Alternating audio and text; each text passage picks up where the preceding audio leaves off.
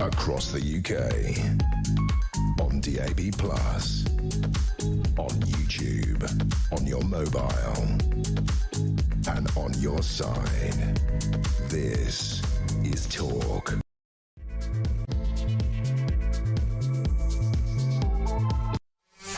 There you are. Good evening and welcome to the Political Asylum right here on Talk. Stand by for 3 thrilling hours of news, views and topical debate. I'm your host, Kevin O'Sullivan, and I'll be with you all the way to 10 o'clock. Get involved, get on the phone and call me on 0344 499 1000, or you can WhatsApp voice note me on the same number, and I promise to play your message out. It is Friday, January the 9th. Here's what's coming up.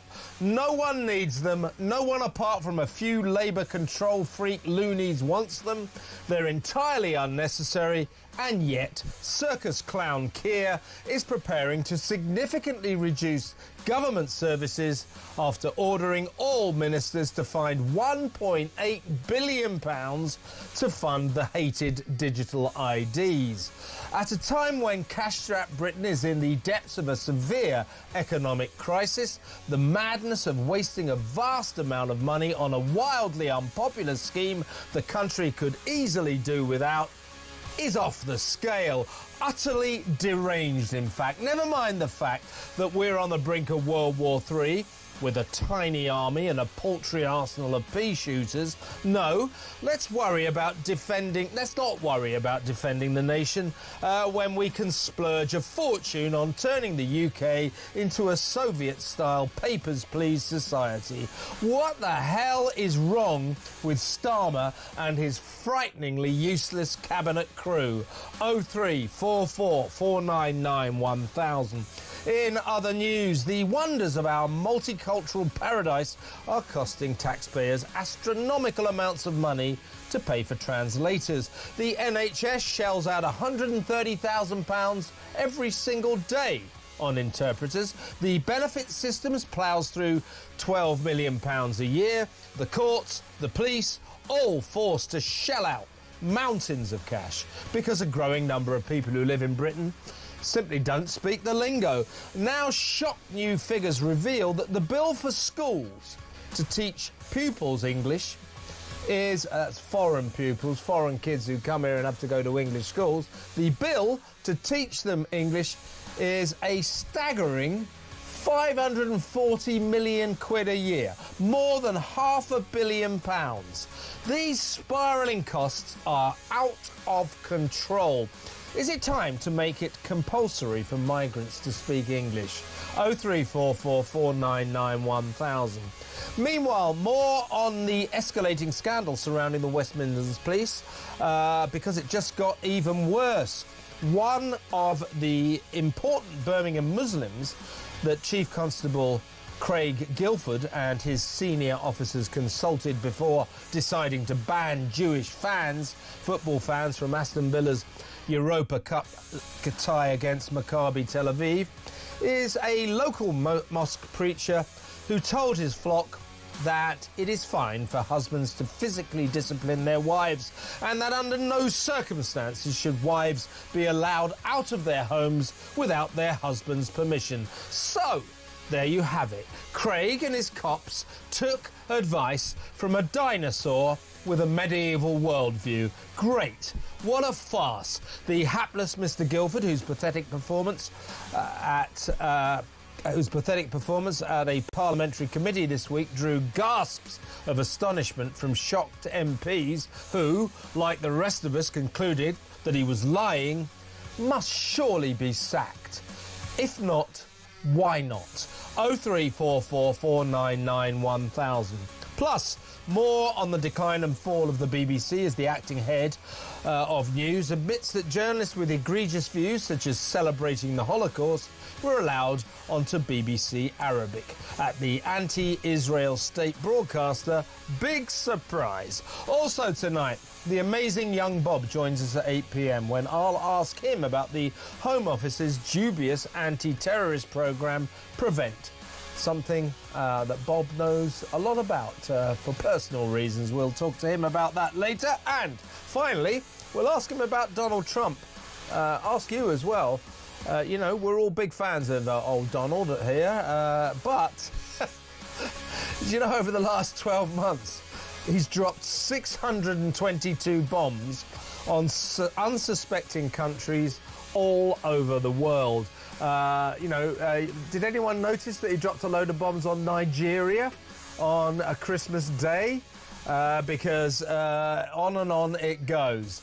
All that and so much more. So don't go anywhere. Stick with me right here, right now on Talk, the home of free speech and common sense. Let's spend Friday night together. And with me, as always, on a Friday is my Friday friend. He is political strategist Pete Barnes, but his microphone's fallen off, so I'm going to steer the ship myself for a little while. Hello, Pete. I'll be Pete, shall I? Hi, Pete. Yeah, hi, Kev. Good to be here. It's always a pleasure. Are you in? Are you done it yet? I don't have one. No one gave me one. Oh, no. Well, you should have asked. I just realised that. I'm watching him over there going... Ah. And here comes the man who should have given him the microphone. So we're off to a flying start here on the Political Asylum. Well, while we're waiting for Pete to finally get his microphone on, he should be with us by about 8:10 in about an hour. Are we in? Are we here? Yes. I should say that. Welcome, Pete, by the way. Thank you. Welcome to my world. At 9 o'clock, it is my TV show, What Just Happened? What Just Happened? So you can stay tuned for that. You don't have to watch it on YouTube, but you can if you want. If you want to listen to it on the radio, it is radio friendly. So that happens at 9 o'clock. But before then, 2 hours of news, views, fury and fun. We've got a lot to get through tonight, Pete. Let's kick off without further ado. Digital ID. Yeah.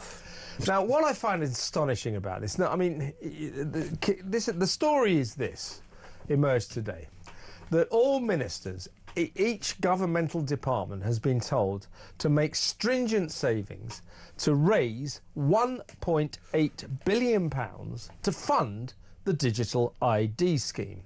So in other words, government services across the board will be severely reduced, made worse, because funds will have to be diverted away from the Ministry of Defence, from the Ministry of Agriculture, the Environment, so on and so on, to digital IDs. So everything will get worse, so we can fund digital IDs.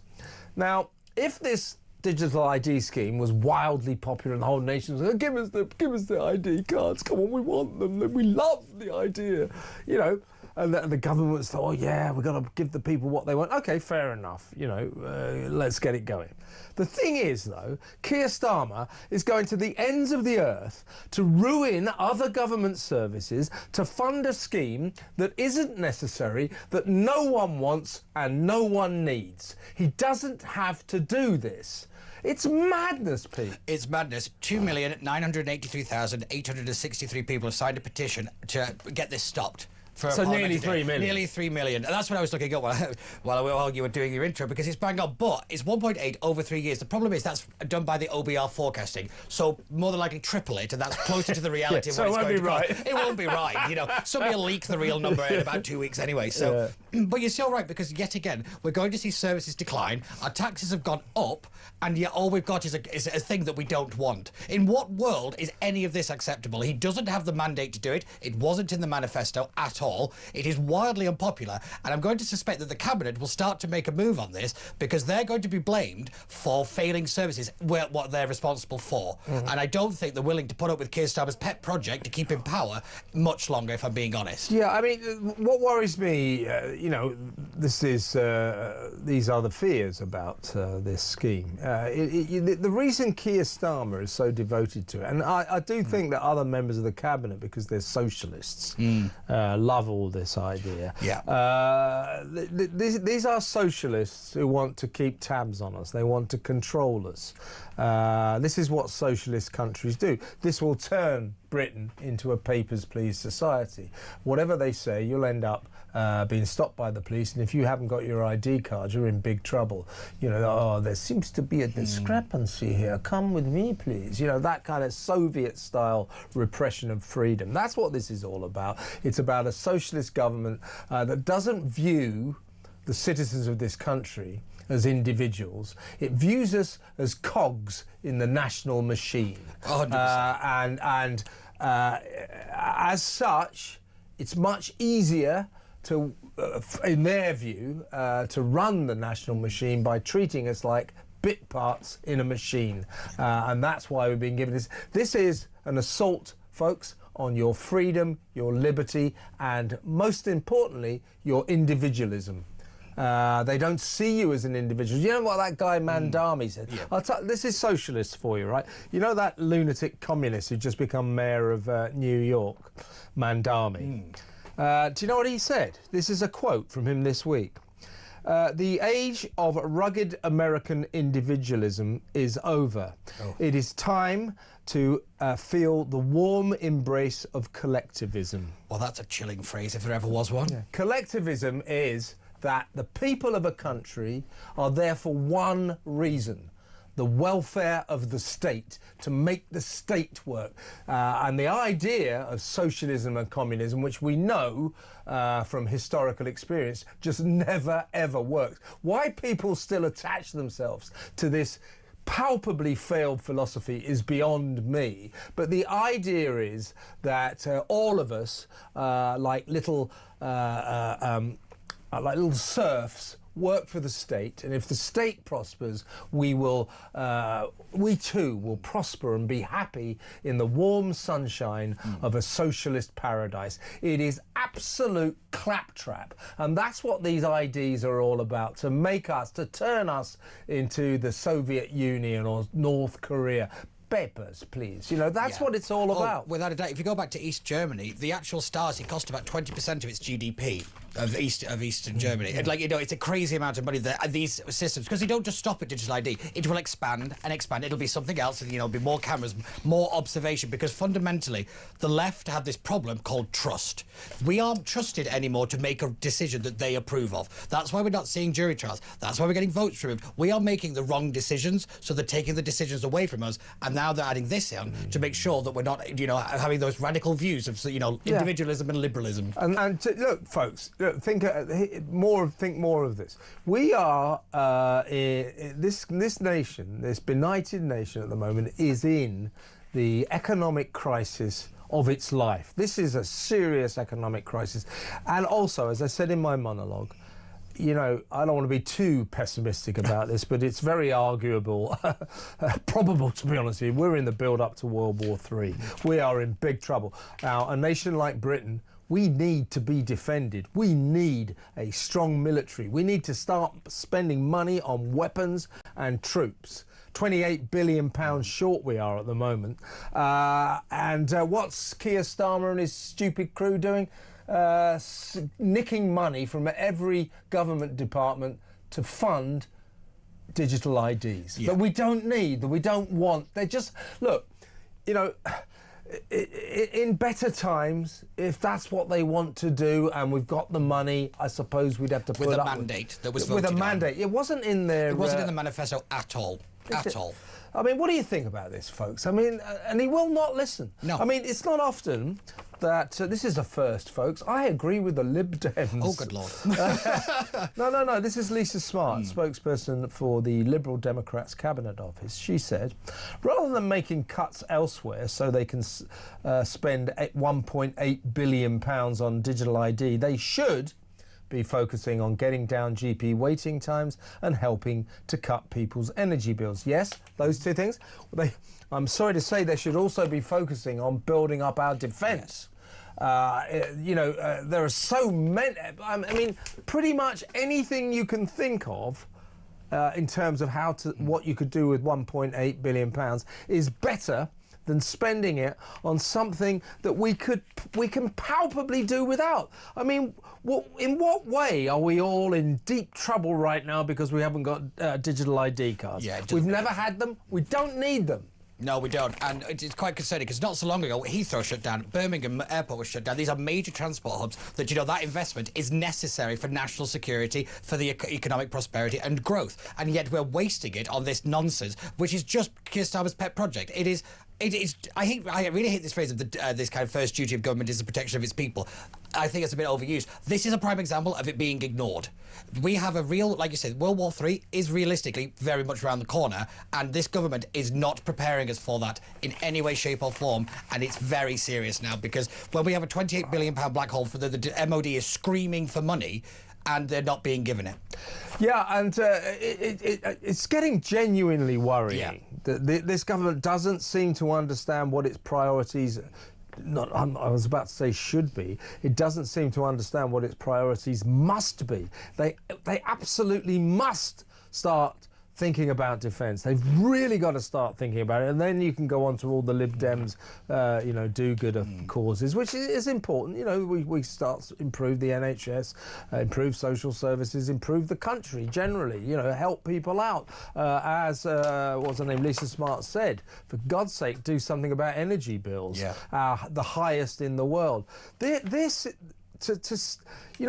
they had the money, if he had £1.8 billion.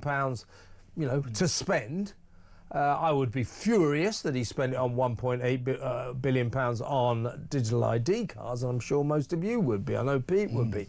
I'd be furious, but he's got the money. He's the Prime Minister. What can we do? But he hasn't got the money. No. He's nicking it from other departments, which will make every other government service worse. Yes, and putting up your taxes at the same time. Yeah. That's the bit that really kind of sticks in it, not just all the national security stuff. Energy policy should be centre of national security at the moment, and yet again we've got Ed Miliband, so there we go. Yeah, but you're in politics, Pete. I mean, this is appalling politics, isn't it? It's terrible. Most people believe that this policy was only announced because Keir Starmer didn't have anything to announce at the conference. That is a genuine rumour going around SW1 at the moment, and now he's so far into it, he doesn't know how to U-turn or water this one down. And that's more concerning, because like you said, he's not listening. Yeah. When nearly 3 million people sign a petition, that means something. When his own backbenchers are murmuring of another big-scale rebellion, that means something. Yeah. You know, and when I say about the cabinet, they have political careers. They don't want to go down because Keir Starmer's made sure that their departments look terrible and it affects their political career. I think that's starting to play a little bit out as well. But again, this is safety, and it's the protection of the nation, and Keir Starmer's dropped the ball. Yeah, and there's one more element to this. Keir Starmer hasn't got the balls to say no to Tony Blair. Yes. Tony Blair has been obsessed with digital ID cards way back to the 1980s. He's never dropped the ball. Anyway, the Labour government under Blair towards the end of his tenure. When did he go out of office? 2007. Okay, was that Blair? Or he went 2000. He went 2000. Blair, and then Brown came in. Well, towards I think it was the early noughties, 2002, 2004, something like that. He's obsessed with it because he's a socialist, because he's a Labour Party politician, and they just want to control us. As I say, they look upon us as little cogs in the national machine. Much more convenient. Makes government so much easier if we give these little people digital ID cards, and we can keep tabs on them. We know what they're doing. We can control them. They can't see their doctor. They can't get social services. They can't go to the library. They can't drive a car unless they've got one of these cars. Anyway, Blair, an equally dangerous socialist as well. He though was a good politician and a pragmatic politician, and he gauged the level of opposition from the people and other politicians against his idea for digital IDs, and being the clever pragmatist he is, and indeed was, he abandoned the whole idea. But of course he didn't drop it forever.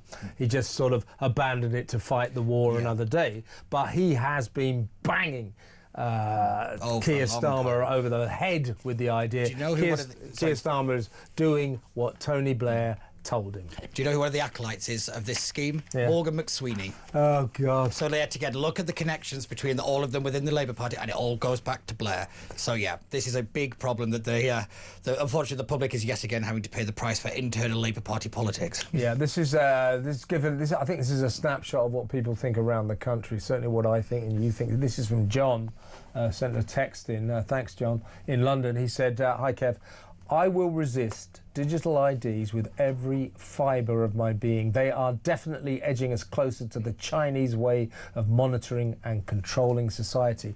I think Starmer's going to be in for a shock. I think people will viscerally reject this. Yeah. You know, you could tell us to have a digital ID, but I don't have to use it. Yeah, I go back to your old rule. When Jeremy Corbyn and Nigel Farage agree on something, you just pay attention to it. Yes, exactly. Or when I agree with, or we agree with Jeremy Corbyn, it means it's worth having a serious look at. What do you think, folks? Digital ID. Let me know what you think about digital ID generally. We hate it, don't we? Why do you think Starmer wants it? But more to the point, let me know what you think about the idea that two-tier care, digital IDs are a golden opportunity for this country. No, they're not! What do you think of the fact he's going to reduce other government services? He's going to go every department, defence, agriculture, environment, health.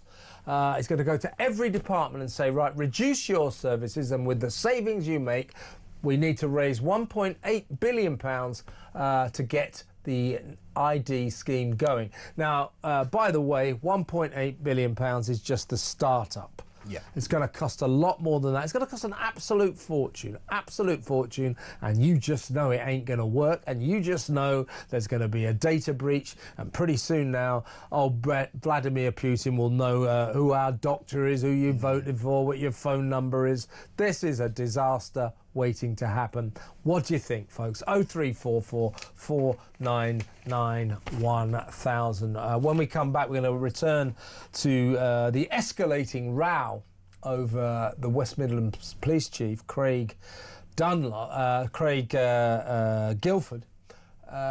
banning Jewish football fans from that Europa League tie, Aston Villa versus Maccabi Tel Aviv. He said he did it because the Dutch police told him that those fans are disastrous and they'll cause all sorts of trouble. Dutch police said, no, we didn't tell him that at all. But what he did, he took, you know, what do they call it? He had consultations with stakeholders, local stakeholders. What does that even mean? I hate that jargon, don't you? He had consultations with local Muslim leaders to ask them what they thought. And funnily enough, they weren't that keen. So he said, all right, I'll do what you said. Anyway, we are going to talk about one of these Muslim leaders that he took advice from, that took an important role in this decision to ban Jewish football fans from Birmingham. The guy defies belief. We'll talk about that next. Stay tuned.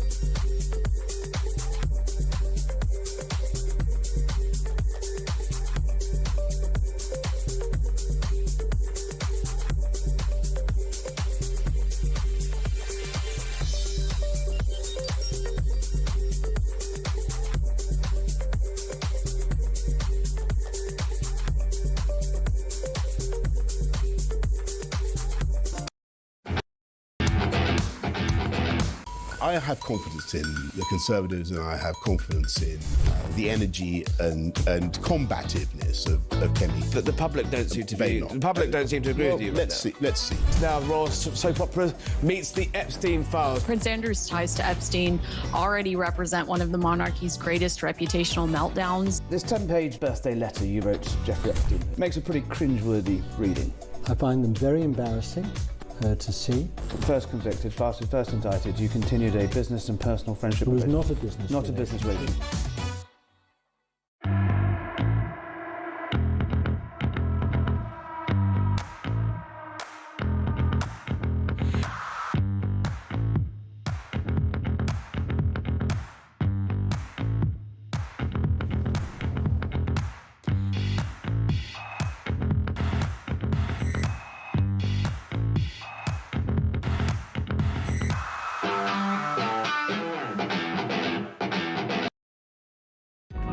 across the UK.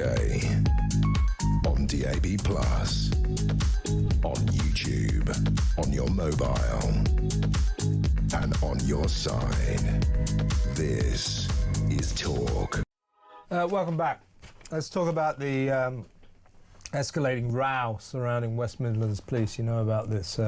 So the Chief Constable and a few of his Keystone Cop acolytes from that police force in the Midlands appeared before a parliamentary committee, an emergency parliamentary committee this week, to discuss exactly what happened in the lead up to the cops there deciding to ban Jewish football fans, supporters of Maccabi Tel Aviv, from that club's Europa League tie at Aston Villa in Birmingham. That was back in November. You remember that hell of a row about it, quite rightly in my view.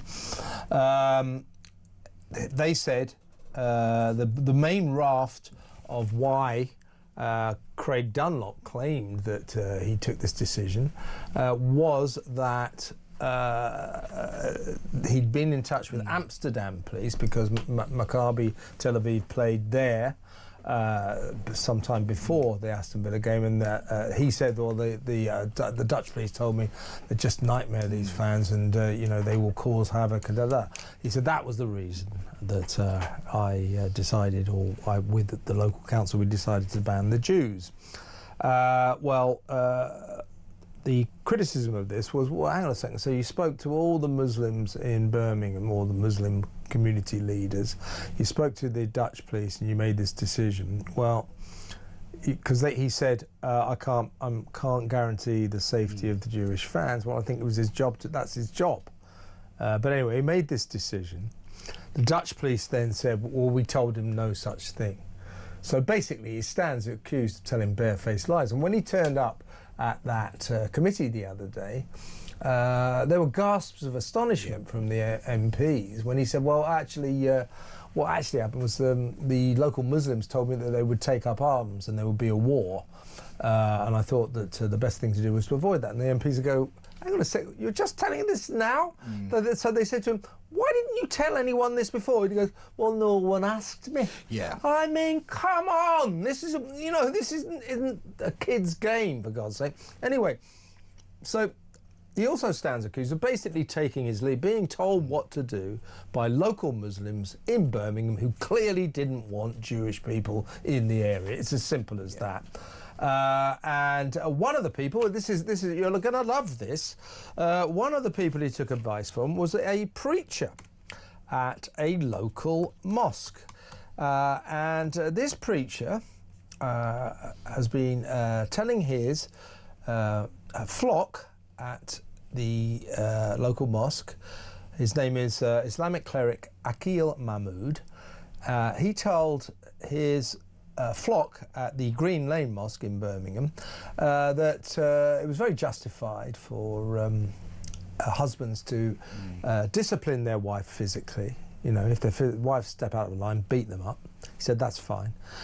He also said that, of course, it's common sense that no woman, no wife, should be allowed out of the house without the permission of the husband. He said that's common sense. So this dinosaur with opinions out of the Middle Ages, medieval, awful, sexist, misogynist opinions, took an important role in persuading the British police to ban Jews from Birmingham. Come on, he shouldn't have been anywhere near these consultations. Yeah, if you can't tell the difference between a community leader and a community liability, you shouldn't be in that job. Yeah. That's the reality of it. But what is the I just don't see him getting fired, because nobody gets fired anymore. And this is half of the problem. We had a very serious situation here where the police seems to have withheld very important information because nobody asked. I'm sorry, that excuse was extraordinary. Yeah. I sat through a lot of parliamentary committees because I hate myself, and I tell you now, that was just another level. There's an MP I actually know who sits on that committee, and he texted me and said, did that just happen? Did that just happen? It was extraordinary. Yeah. That they just don't see what they did wrong. That's the big that concerns me greatly. That they don't really see what they did wrong. And I agree with you. So this is 2025, last year, November, or in the lead up to the match in November. This is what I'm trying to get across to you folks.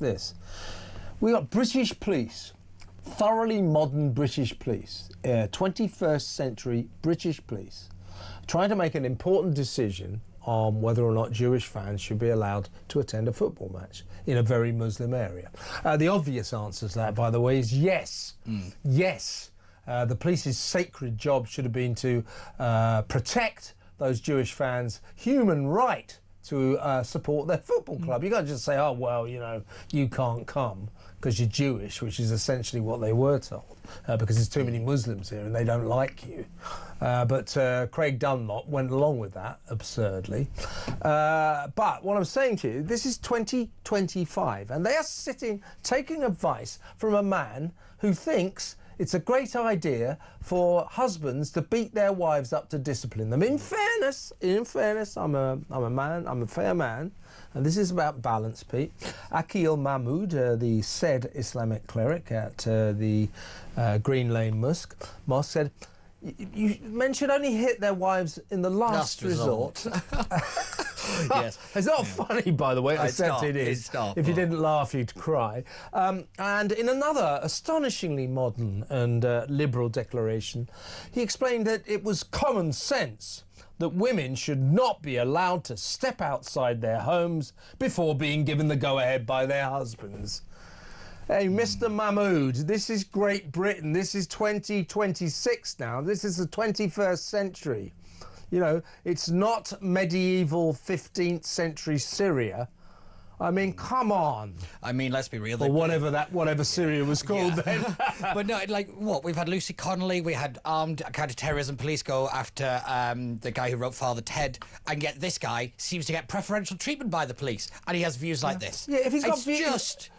Nobody in British society, modern British society, should be taking advice from a guy like this, and yet Craig Dunlop did, and his fellow officers. And of course, as Kemi Badenoch said, what Craig Dunlop did, this is what Kemi Badenoch said, was to collaborate with the local Muslim community to ban Jews and then cover up the real reasons. Oh, yes, the cover-up is disturbing, because you go back to the SAG, the Security Advisory Group. Again, we don't have the right to know who's on it. We don't know whether that information was even credible for them. We don't get to know if there's any dissent. It was all covered, and we don't have a right to know any of it. It has a huge public impact, and it's administrated away. We don't get to know. That cannot happen anymore because of this situation. Policing in this country is done by consent. I'm getting the feeling that there's going to be a lot of people that aren't going to consent to that anymore because they don't feel safe. We've got so many stories about the credibility and safety that the police put towards the public, and it's just not there anymore. Exactly right. Now, let me know what you think about that. I mean, let me know what you think about Craig Dunlop. He's got to go. He's got to go. Well, what we did, we took advice. We took advice from the Dutch police because Maccabi Tel Aviv had played there earlier in the year, and they said that these fans were a nightmare and I couldn't guarantee the safety. Dutch police, no, we didn't say that. What actually happened in Amsterdam, by the way, there were a lot of... Now, look, Maccabi Tel Aviv fans, it's absolutely true, do not have the greatest reputation. Like a lot of other football fans, you know, they're a bit hooliganish, you know, but hey-ho. It's football, you know. So I guarantee you, there's probably 20, 30, 50 clubs in Britain that are worse. It's a way of the world. I'm not condoning that, of course. But what actually happened in Amsterdam, Pete, was that the Maccabi Tel Aviv fans that they were accused of, Craig Dunlop stories, they started the fights. They turned up in Amsterdam for this match against Ajax, and they were set upon. There were groups of Muslims on a stated Jew hunt. Yes. Who were waiting in the wings, who pounced on them. So yes, there were fights, but who started it? The word is it wasn't the Maccabi Tel Aviv fans, and the Dutch police did not tell, or they say they did not tell Craig Dunlop or any of his officers that the Maccabi Tel Aviv fans were impossible to handle and they mustn't come to Birmingham. So is Craig Dunlop lying? Why did he take advice from a man who thinks you should beat your wife up and never let her out of the house unless you give her permission? And finally, should he be sacked? If not, why not? 03444991000. When we come back, let's talk about the cost of translation. Lost in translation. I'll tell you what's being lost in translation. One hell of a lot of taxpayers' money. The amount of money this country is shelling out on interpreters, because we now have so many residents, migrants, asylum seekers and the like, who do not speak English or speak very poor English. They need translators. The amount of money we are spending on interpreters is astronomical, and new figures have just come in for how much schools are spending teaching foreign kids. Foreign pupils have just turned up there who don't really speak English or don't speak English at all. The bill for our schools to teach foreign kids, migrant kids, asylum seeker kids, whoever, English is just astonishing. Stay tuned to find out how much it is.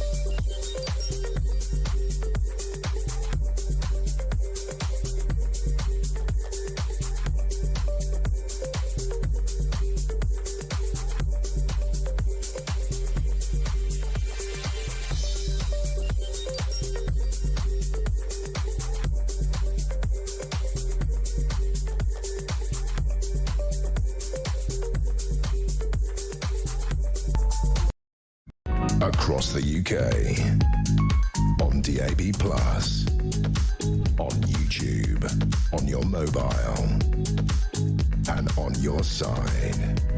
This is Talk. Welcome back. Now, I've covered this story many times. I'm sure Pete's been involved in coverage of this story as well. You know, we're not making any comment about, you know, whether it's right that we have so many migrants, so many asylum seekers, so many foreigners living in this country. That's not what this story is about. The fact of the matter is we do.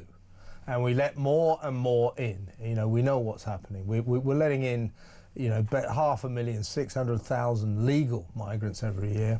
And we all know about the illegal migrants. We've got over 100,000 asylum seekers living at hotels and houses of multiple occupation and military camps all over the country. 30,000 in hotels, the rest in various other forms of accommodation. We know all about that. So all over the country, more and more and more, we have people who either speak very faltering English or don't speak English at all. So the backdrop to this is we'll go through a few organisations that have to foot a huge bill for translators. The NHS has spent £80 million since 2020. That works out £130,000 every single day on translators. The benefits system, £12 million a year. Benefits, these are benefit disputes, £12 million a year. So these people get benefits, then they dispute it. But when they go to tribunals, to hearings, they can't speak English, so they have to have translators, and we pay for them. That's good, isn't it? And on it goes. There's huge costs for the police, for the courts. These people who can't speak English, we have to get them interpreters, and it costs a fortune. New figures have now been revealed about how much schools are having to spend to teach children of migrants, asylum seekers, foreigners living here who don't speak much English or no English. This is how much our schools in this country, so we're paying for this, folks, you're paying for this. This is how much we're paying every single year. Well, this is how much we paid for the last year, and it's likely to go up because it's a significant rise from the year before. Last year, this is how much it cost. Ready?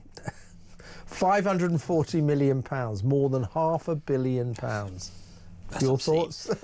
Nothing I can say without Ofcom getting angry. No, because the reality is, this is yet again the compassion argument. What we're being told is blank check. At first, when I read the story, I was like, okay, if it's for emergency care, I think it's reasonable. This is fine. schools. But this is schools. But yeah, but it's throughout the NHS and all this kind of stuff. But you cannot have integration and a harmonious society if you do not speak the language. Communication is key, and yet again, we just don't have it. It is absurd that we have to spend this amount of money educating people that live here to speak our own language. It's absurd. Yeah, and you know, a lot of people say, well, we need new rules. Yeah. I mean, there's not much you can do about illegal migrants, and you know, I mean, what did we have last year? 41,000 illegal migrants came in. So, you know, that's an horrendous amount. But if you think about it, in a country of 70 million, you know, it's not that massive. But you know, we're letting in 500,600,000 legal migrants every year.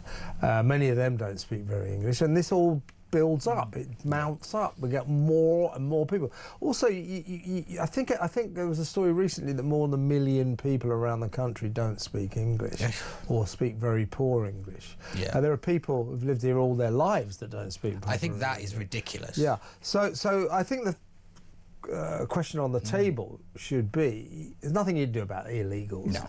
But legal migrants, should we make it a 100% compulsory requirement that if you're going to come here, you must be able to speak English? I think we're at the point where you have to say yes now. Yeah. I think that's the point. Because you know, if you don't, you know, this bill is going to keep on going up. Think about this: £130,000 every single day in the NHS, but £540 million in a year to teach kids English at British schools. Yeah. You know, when I say English, it's like you think, oh, kids being taught Shakespeare and things like that. No. That's not what we're talking about. Literally being taught how to speak English. What do you think about that? I mean, you know, I can see that it has to be done. These kids, they're living here, they've got a right to an education. But this does not smell right to me. Yeah, and I think you're right. It's the compounding nature of this problem, is that it's kind of one thing within a very much bigger issue, and that is about integration. It's about, does the UK actually work as a country anymore? Are we really living as one unit, which we used to for quite a long time? And it is, again, it's about having parallel communities. We're not integrating, and when that happens, that's when you get the radical Islamic preacher running around saying things like that. That's how this stuff happens, because people aren't gelling together, and communication and the language is just the most basic thing. You want to look at it on a safety aspect, look at the number of women, for example, who are in forced marriages because they can't communicate to get help. Yeah. This is a real thing that happens, and it's disturbing. Yeah, there are a lot of these Muslim communities, towns and cities across the north. There are people who've lived here all their lives, or for many, many decades, who still can't speak English. So they are not really integrating, to say the least. You're never going to get integration if you have whole sections of the community who can't speak the lingo, or the local lingo, that being English. What do you think about this bill, though, for schools? £540 million, more than £500 million. Unbelievable. Let me know. 0344 499 1000. When we come back, let's talk about the BBC, if we must. Yeah. No, the BBC's acting head of news has admitted that journalists with egregious views, such as celebrating the Holocaust, were allowed onto BBC Arabic. And frankly, when you hear that, you think, big surprise. You know, that's the BBC for you. We'll talk about that next.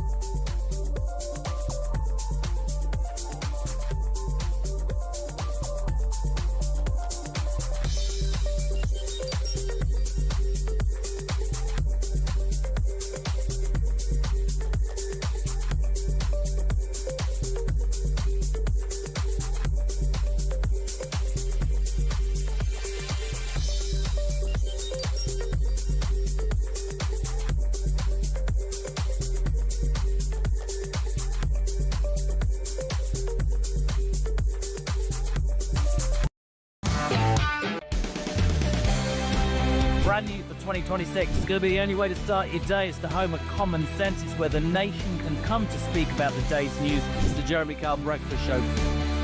You know who you are. You get up, you graft, you work hard. I'm here for you. We want to hear your side.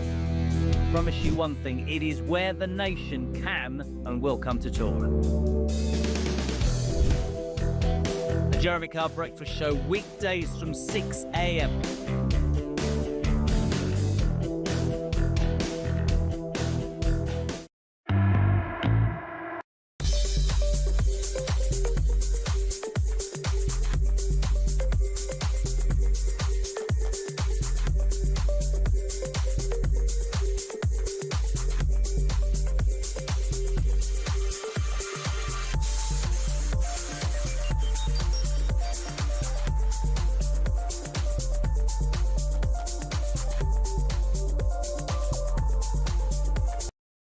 Across the UK, on DAB+, on YouTube, on your mobile, and on your side.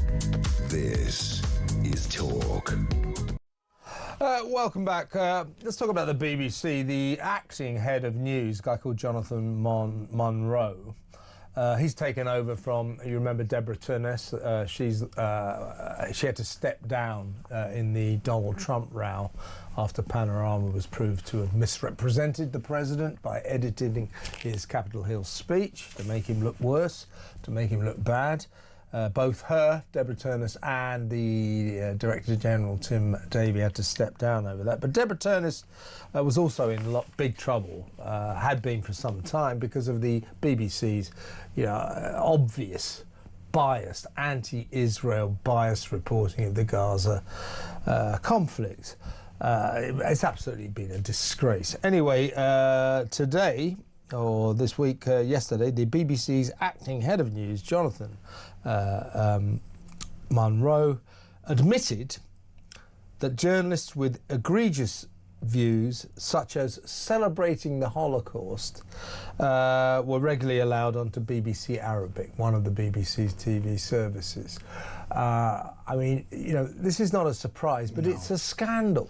Yes, it is. It's, again, I saw this story and I was like, oh, yeah, that happened. Yeah. And I think that is part of the problem, is we're becoming so used to this kind of just sloppiness, and the kind of the two-tier within the BBC is just extraordinary. And yet again, it proves very firmly that the next Director General cannot come from within the BBC if this is the culture that is allowed to permeate through it.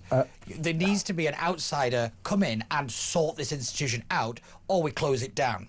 That's one or the other now. We're now at this point where, on such an important issue, the BBC just threw vetting out of the window.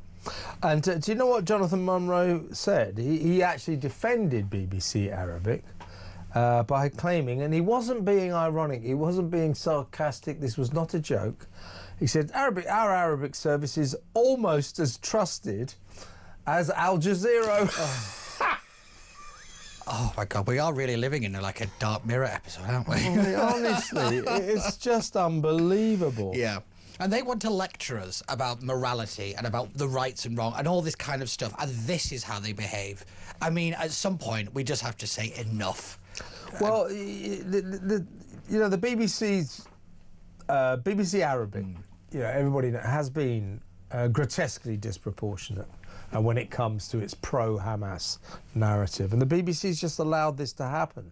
More, some of these journalists from BBC Arabic, or the journalists that the BBC have been using in the Middle East, I mean, were almost Hamas spokespeople, weren't they? Yeah, and it's the point. This is not just a few bad apples. This is a systemic problem, and there are a lot of examples of it. So it shows that vetting, due diligence, just wasn't done.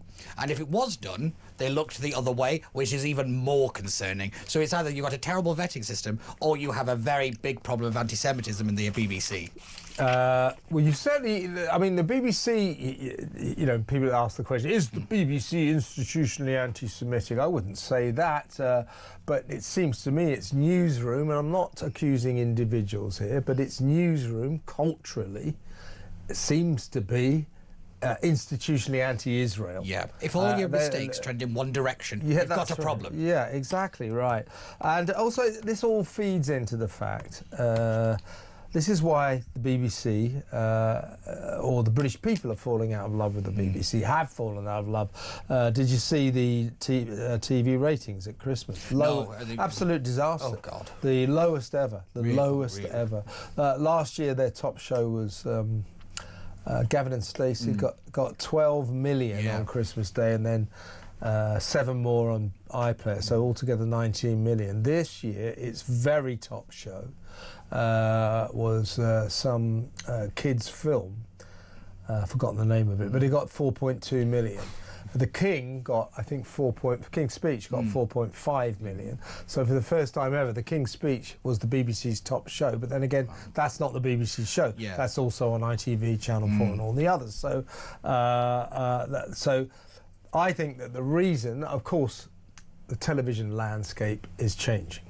Terrestrial television is on its last legs. It's in trouble. YouTube, streaming services, etc. Modern media, you know, the old way of television watching is dying. So they've got that to worry about. That, of course, is and will continue to drive down ratings for the BBC and all the terrestrial channels. But in the BBC's case, I believe that half the reason, serious part of the reason these Christmas Day ratings or these festive ratings were so low is because people don't love the BBC anymore. Yeah, and I think that's a really good point, because so many of the BBC will blame things like the streaming services. Oh, well, we can't compete, that kind of thing. No, you're not making shows that people want. You're an institution that they'll start to blame the other thing rather than take accountability for their decisions. We see it all the time with these kind of public institutions, because the BBC still has it in its brain that it has a right to exist. And I think that really needs to change, and there needs to be a real root and branch change at the BBC, because it's not going to survive. I just think I not would agree going with to that. survive. Yeah. But, like, you know, again, I think I've said that phrase so many times. That's not the most controversial thing you ever said. No, but again, I shouldn't have to keep saying it. After every one of these scandals, which has been a lot in the last 2 to 3 years, how many times do we have to keep saying something needs to change, and nothing does? My view, people say, oh, get rid of the BBC. No, I couldn't agree less. You know, the BBC, I think, should stay. Definitely, you know, good luck to the BBC. I just don't want to pay for it anymore. I don't think we should be forced to pay for a broadcaster whose newsroom has descended into this sort of almost comical anti-Israel bias. As you say, there's an element of anti-Semitism in this sometimes, there's no doubt about that. And they're putting out programmes no one wants to see. You know, even soap operas have turned into, you know, like EastEnders have turned into a woke lecture about the EU. Do you know, it was a few years back, admittedly. You know the Queen Vic pub in Albert Square in EastEnders? I'm not kidding you. They had, it was a while back when I was still doing my TV column, the Queen Vic had EU night. East End pub. EU night. Come on, everybody. Good old Cockney knees up down the old EU night. Yeah, yippee-da. I was going to say, I always thought the most funny thing about EastEnders, all this terrible stuff happens and nobody swears. Yet now that is the most ridiculous thing that's ever happened in EastEnders. Up the Brussels and pears and all that kind of stuff, you know, for God's sake. But that, you know, so everything is woke, everything is left-leaning. The trans issues, it's a ridiculous. I also think it's become a lecture. People don't want to be lectured. People don't want to be lectured at. They don't want to. They want to, you know, turn off from the world for half an hour, an hour to watch something of entertainment. Not be told they're a terrible person all the time. And you know the thing, you know, in TV dramas now, they're no longer called whodunits. They're called he-done-its. Because it's always going to be the bloke. Yeah. You know. Oh yeah, he's going to be the rich white straight guy. Always. You're the big bad of every movie, every villain in the last 3 to 5 years has been that particular funny enough, we're talking about the BBC. I hosted another sparkling edition of Plank of the Week, our programme here, this week, and one of my nominations for Plank of the Week was the BBC. That notwithstanding, that Plank of the Week is available to you now on YouTube.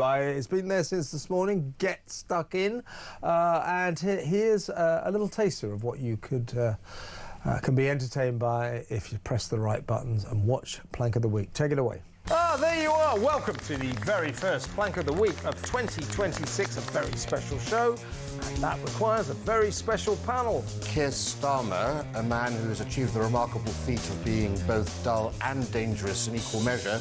We know when Keir Starmer gives his full confidence to someone that is the kiss of death. That was the case with Peter Mandelson and Angela Rayner, and now he's given full confidence in himself, saying, I will be here till 2027. Don't miss Plank of the Week with me, Kevin O'Sullivan, on Talk every weekend.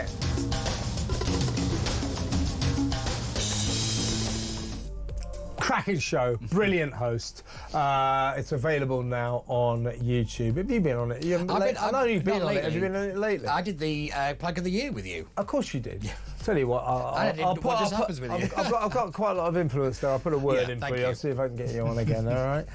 Yeah, Plank of the Week is available now. In a little while, I'll play you a clip from my other TV show, What Just Happened. I'm a busy bloke, you know. I don't just do this show. I do these other two shows as well. They don't pay me enough. I'm not saying anything. Oh dear. Yeah. It's funny because I also was on What Just Happened with you as well. We've got to go. When we come back, we'll be talking to young Bob, so stick around for that.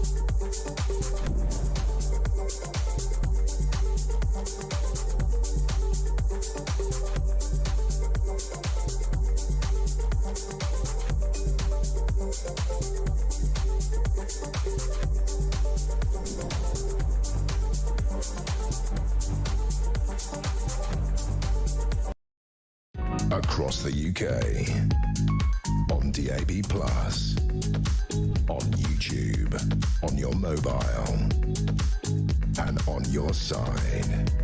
This is Talk.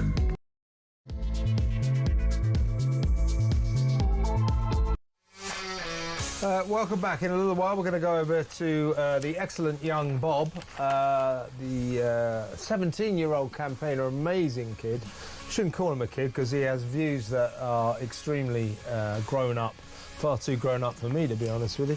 But we're going to talk to him about Prevent, the Prevent scheme. He knows something about it. There's a new video game out, and it's funded by the Home Office. It's funded by the Prevent scheme. The Prevent scheme is the government's or the Home Office's anti-terrorist extremism programme, whereby they monitor kids, they monitor young people to check whether or not they're being radicalised, whether or not they're a terrorist threat. It's not a very successful scheme. I mean, for example, 3 times Axel Rudakabana was referred to the Prevent scheme, and 3 times they said, oh, he's not a problem. Subsequently was found to have enough ricin in his house to kill half the country, and of course a Al-Qaeda training manual. So thank you very much, Prevent. I'm looking at London Bridge just outside the studio here. Do you remember 2019? The mad terrorist who ran across the bridge and stabbed two people to death. He was a graduate of the Prevent scheme, and they said he'd been de-radicalised. That worked well, didn't it? Does it work? That is the question. Also, I want to talk to Bob about Donald Trump. Just get a young person's view. Look, I'm a fan of Trump. I think Pete is as well. Yeah. But Rod Liddle, who I'm also a fan of, has written a piece in The Spectator asking the question, has Trump gone mad? He's dropped 622 bombs in the past year. The most recent bombs, I guess apart from the ones dropped on Venezuela, but not many people noticed that he dropped a load of bombs on Nigeria on Christmas Day. Happy Christmas, you know. Not that they're pretty big on Christmas in Nigeria, but you know what I mean. You remember that song in Band Aid? Do they know it's Christmas Day? No, they're Muslims. But anyway, that was Donald Trump's Christmas present. It was supposed to be ISIS extremist outposts in Nigeria apparently dropped bombs on them. So he has been dropping bombs on a series of countries all over the world with alarming regularity. People are pointing out with some justification that Nobel Peace Prize winner, former President Barack Obama, at one point dropped one bomb for every 20 minutes, so he was a bit of a bomber too. But I do believe that Donald Trump is setting records now for America bombing foreign countries. I'm not making a comment on it, I'm just saying I think it's interesting. I mean, Donald Trump is flexing his presidential muscles, or America's muscles, on almost an unprecedented scale. Whether or not that is a good thing, I'll leave you to decide. I think it's about time some discipline was handed out to some of these rogue countries. But anyway, we'll talk about that. It'll be interesting to see what Bob thinks about that. Well, let's go over Thomas's his real name, so let's talk to Thomas now. Are you there, Thomas? Yes, I am. Pleasure to see you again, Kevin. Good to see you. You're coming to us, I believe, from Manchester via the magic of your iPhone. So apologies if the line's not too good, but I'm sure we can make it work. Well, I wanted to talk to you first, Thomas, about Prevent, because I know you have some personal experience of this scheme. Have you seen this new video? This game is called, Pathways. It's an interactive game designed for 11 to 18-year-old pupils, funded by Prevent, the Home Office programme for tackling extremism. Young players are directed to help their in-game characters, a white teenage boy and girl, to avoid being reported for extreme right-wing ideology after discussing migration online. Well, the point is, school kids are asked to play this game. If when they play this game, they are seen, we're just looking at the game now, they approve or they don't disapprove of mass migration, they actually face the possibility of being referred to the Prevent scheme. What are you? We were just saying, Thomas, that the London Bridge terrorist attack a few years back, 2019, just across here from the studios here. I remember it well. We were locked in. We weren't allowed out for 6 hours. But anyway, the guy who perpetrated that turned out to be a graduate of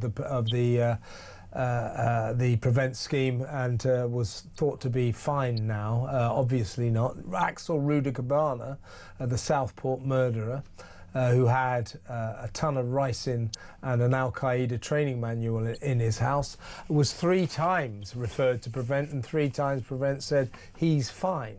Now, you've been referred to it a couple of times, haven't you? What are your views on the Prevent scheme? So Prevent, for the longest amount of time, has attempted to fluff up the reports of far-right extremism by broadening the scope of the definition of the ideology. So in trying to do that, even questioning the very mainline position of being against illegal migration. They want to refer children as being potential threats due to a radicalized far-right ideology. So this is just a pathetic attempt of censoring a prevailing ideology, and if anything, it will only further embolden most young men who typically don't really comply when they're forcefully sat in front of a desk. And you saw similar policies with misogyny as well, saying that this is the line that you have to hold to, and if you don't, you're going to have consequences for it. And what? So they're getting kids to play this game, 11 to 18-year-olds, video game Pathways. And if in this case, so they're going to have a go at come on kids, have a go at this game.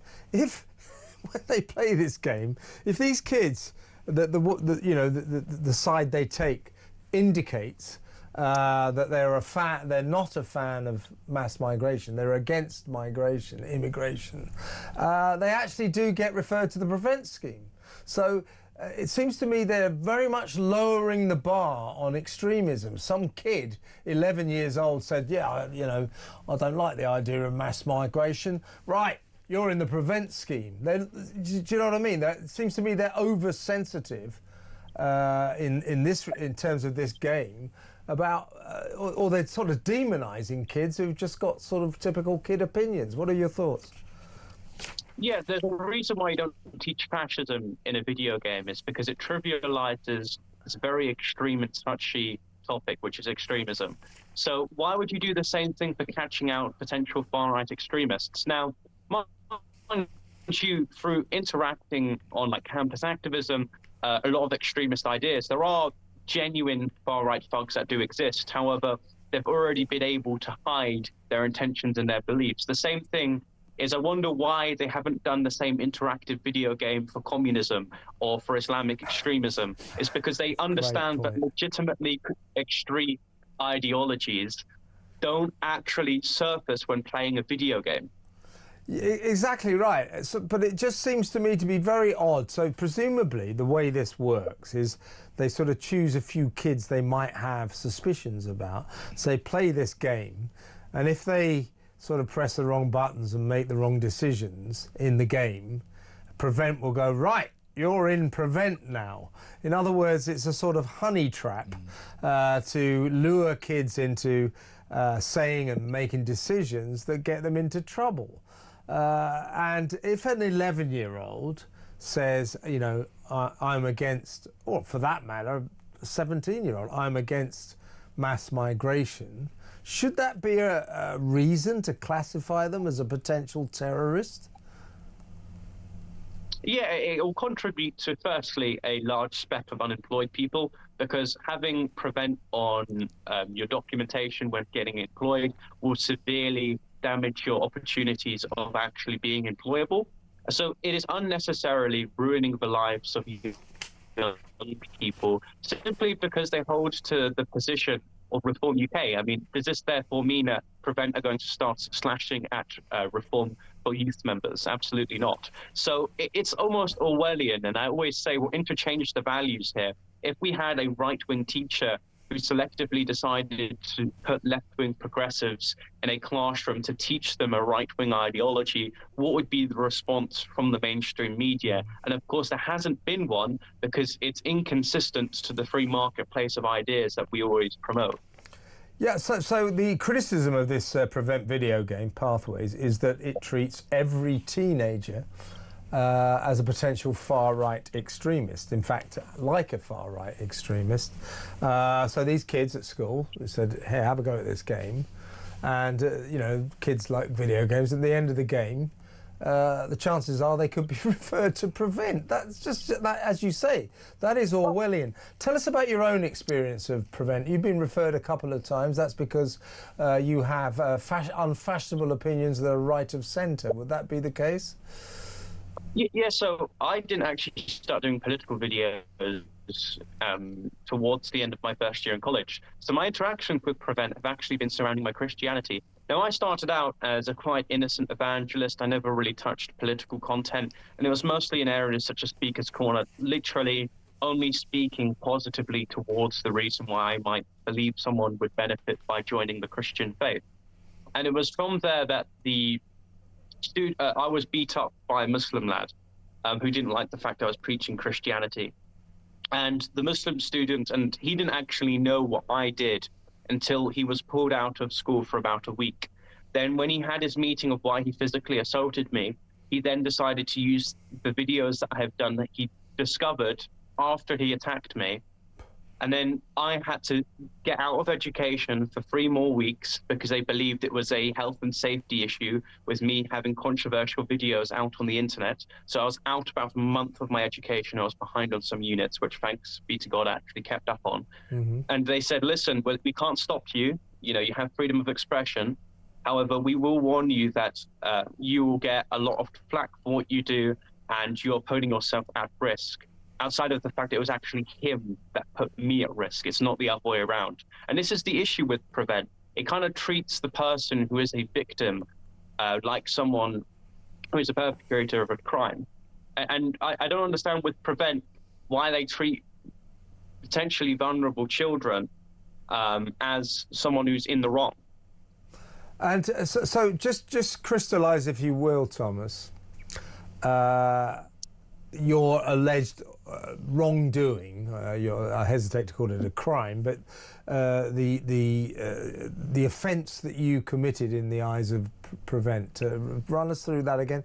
Was it the fact that you were preaching Christian ideas? It looks like. Tell us exactly why Prevent got interested in you. What did you actually do that was so wrong?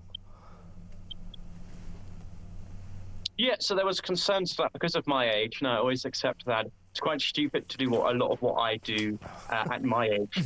They said that there could be concerns surrounding me being groomed and radicalized because the fact of the matter is that other adults do the same thing at Speaker's Corner.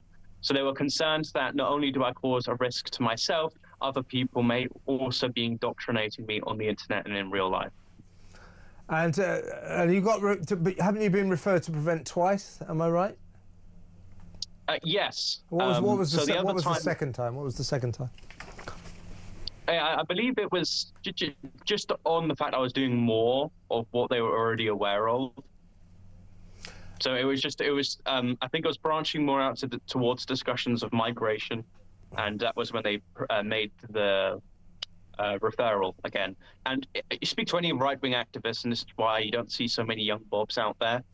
It's because the threshold of being having a referral is so low. I've seen people post memes of Colonel Gaddafi and getting preferred to Prevent. So memes, things that are exclusive to young people, messages on Discord, all of these things are a prerequisite to Prevent for you potentially being referred to as a threat to British democracy. Yeah, that's what I was getting at. I mean, that's the thing about this game, Pathways, this video games.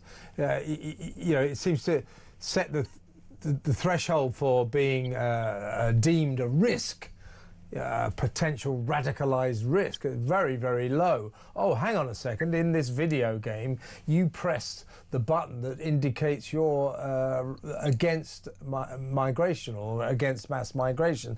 That makes you a threat to this nation. So they've got, on the one hand, they're sort of all over you, they're all over these kids in school, they're very, very vigilant in this respect.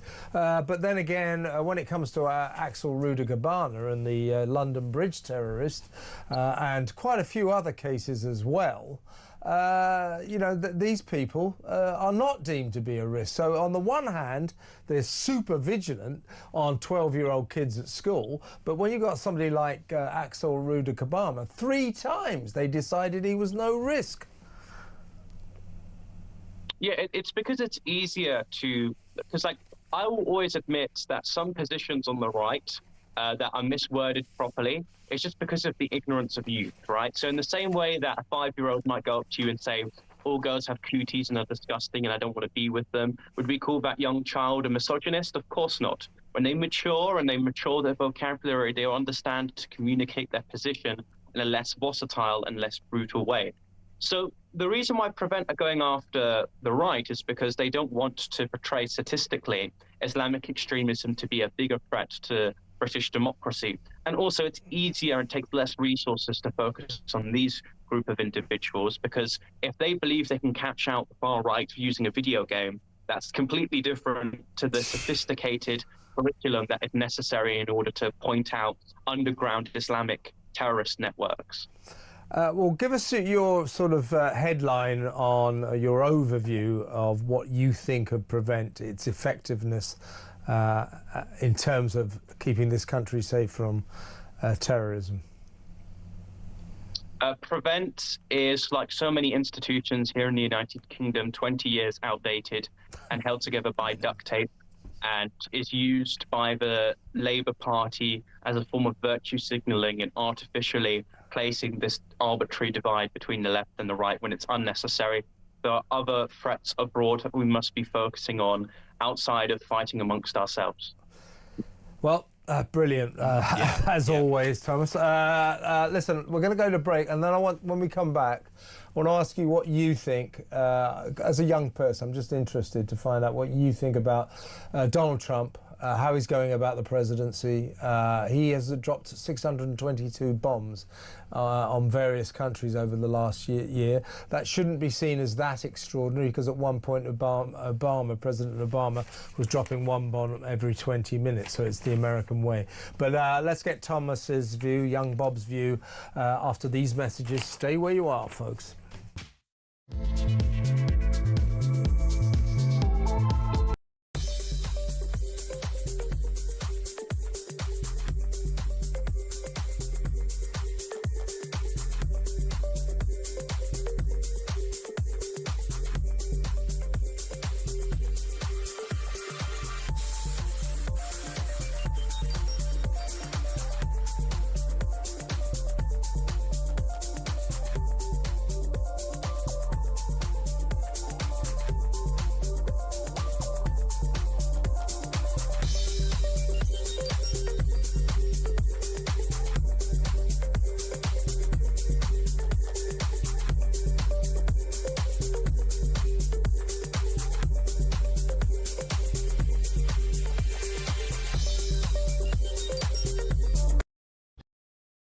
I have confidence in the Conservatives, and I have confidence in the energy and combativeness of Kemi. But the public don't seem to be. The public don't seem to agree with you. Let's see. Now, Raw soap opera meets the Epstein files. Prince Andrew's ties to Epstein already represent one of the monarchy's greatest reputational meltdowns. This 10-page birthday letter you wrote to Jeffrey Epstein makes a pretty cringeworthy reading. I find them very embarrassing to see. First convicted, first indicted, you continued a business and personal friendship. It was relationship. not a business Not relationship. a business relationship. Across the UK, on DAB+, on YouTube, on your mobile, and on your side. This is Talk. Welcome back. Still talking to young Bob. Thomas. Thomas Moffat is his real name, by the way, folks. 17 years old. Great answer about Prevent then, Thomas. Really good. Pete Barnes and I we're going, yeah, that's it. Yeah, if you could write that one down for me, Yeah, it would be appreciated. Yeah, can you write that last answer down? Yeah.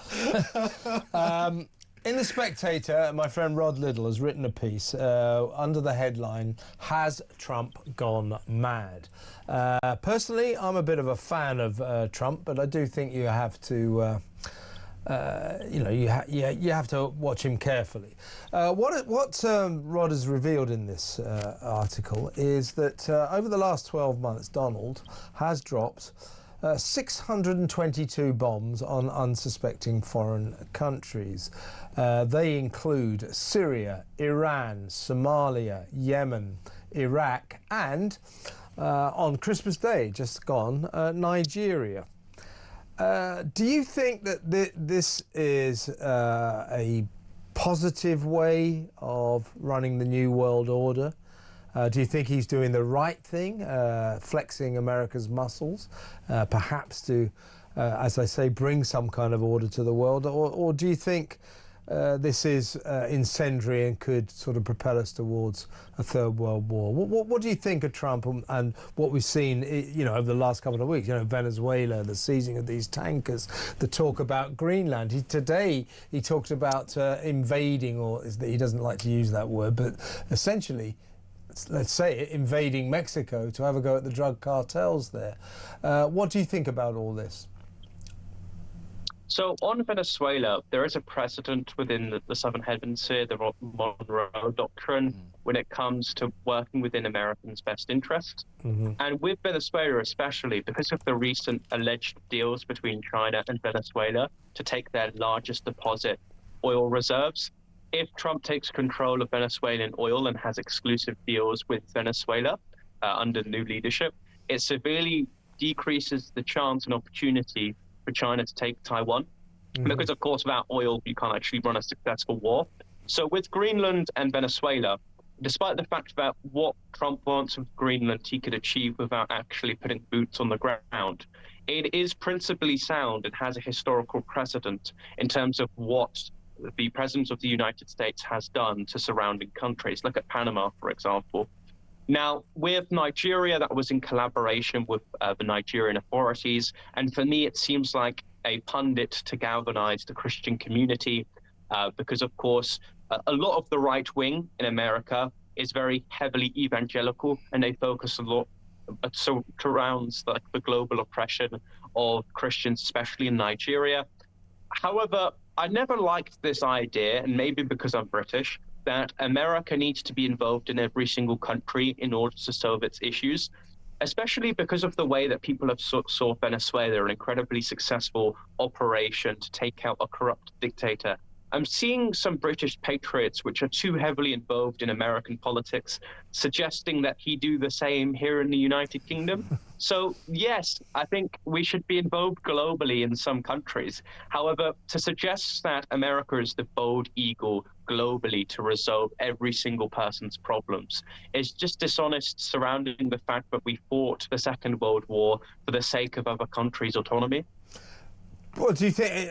Let's cut to the chase. Do you think he's trigger happy? If some of the inside sources around Trump is to take seriously, I think so, yes, but that isn't necessarily a bad thing. When you're dealing with the expansion of Russia and the imperialism of China, hogging resources in order to invade Taiwan, I think that to some degree, you need something different in the way of Trump in terms of actually ensuring, because if it comes down to Russia taking over eastern parts of Europe or China taking Taiwan, the United Kingdom would stand defenseless in the eyes of these two great superpowers. So as much as I don't want to be submissive towards the United States and be proud of my own country and put my own country first, I can respect that what Trump is doing is having a tighter grasp in Africa, in the Middle East and in South America to ensure that there is an equal access to the American people for their oil reserves. And the reason why they're doing it is because China has been doing that for years, and look how powerful they've become.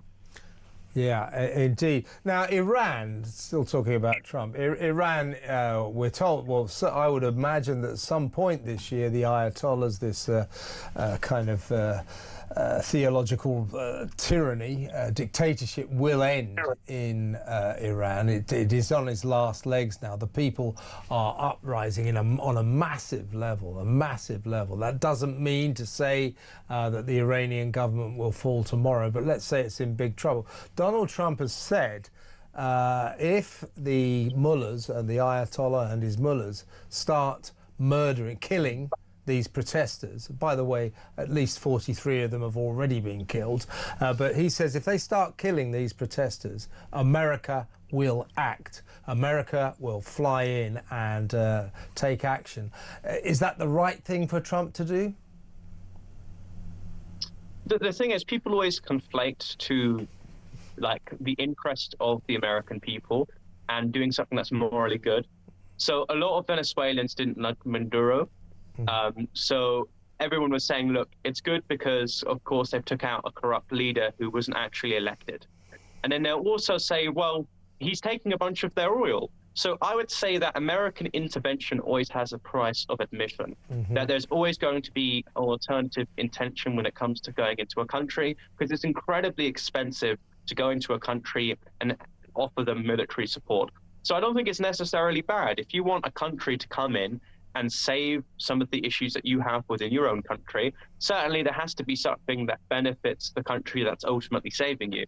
And with Iran and with Venezuela, I think it makes up, and I may be mistaken here, over just nearly 70% of global oil reserves, which would significantly decrease the chance that China could take over Taiwan, because there's been an increase of military action across the borders of Taiwan, and we need to ensure that they don't hoard all their resources, because if it ever comes to sanctioning China, they could technically be self-reliant. Indeed. If Iran does fall, or if the current government, the Ayatollah, falls, and they return to a more normal society where civilians can wear what they want, think what they want, and live relatively free lives. In other words, regime change, a different kind of Iran. Would that be a good thing for the world? Of course it would. Only conspiracy nutters are currently talking about how this doesn't benefit the Iranian people. Freedom of expression, globalism, all these things we talk about within the West is to push for an increased quality of life. So being able to freely express yourself, both religiously, in terms of intellectually, your political positions, it is a beautiful thing. Good point. Listen, let me ask you a last question. I was a bit busy today, but I did see that on Twitter you'd posted your thoughts on Layla Cunningham, the Reform UK London Mayor candidate, and this kind of, in my view, this kind of strange kind of uprising against this decision to appoint a Muslim, a woman of Muslim faith. What are your thoughts about Reform UK choosing a Muslim to fight the London mayoral election against, of course, the incumbent Muslim Mayor Sadiq Khan? What are your thoughts about that choice?